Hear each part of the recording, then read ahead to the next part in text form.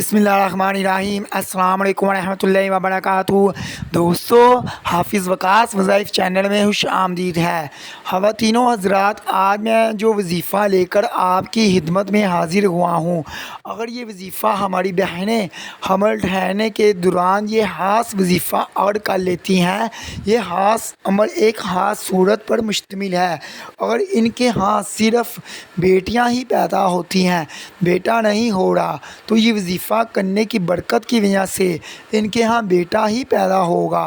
خواتینوں حضرات، اولاد اللہ تعالیٰ کی طرف سے بہت بڑی نعمت ہے۔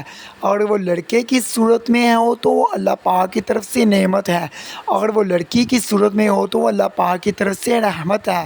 اگر ابھی تک آپ نے ہمارا چینل حافظ وقاص وظائف کو سبسکرائب نہیں کیا تو برائے مہربانی سبسکرائب کر دیں، تاکہ آنے والی مزید ویڈیو آپ تمام بہن بھائیوں تک پہنچ سکے۔ شکریہ۔ اگر اللہ پاک آپ کو رحمتوں سے نواز رہا ہے تو اس رب کا شکر ادا کریں، کیونکہ اللہ پاک آپ کے گھر رحمتیں جو ہیں وہ بھیج رہا ہے۔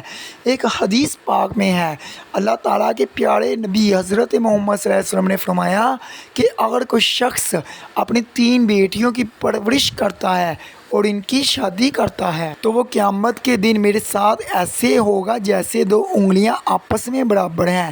یہ اتنا بڑا افضل کام ہے بیٹیوں کی اچھے طریقے سے پرورش کرنا۔ اگر آپ کے ہاں بیٹیاں پیدا ہو رہی ہیں تو ان سے پیار کریں، کبھی بھی ان کو کم تر نہ سمجھیں۔